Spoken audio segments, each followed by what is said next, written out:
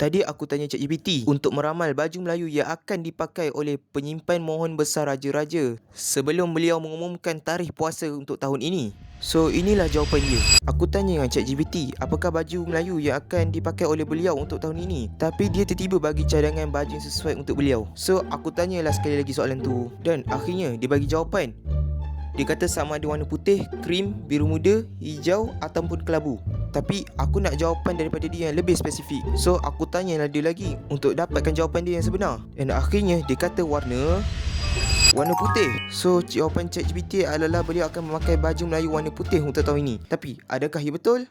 Sekarang ni 8.25. Aku memang lambat nak buka. Aku tak tengok TV tadi, tapi aku tanya ChatGPT. So adakah ChatGPT teka betul? Uish, betul mate.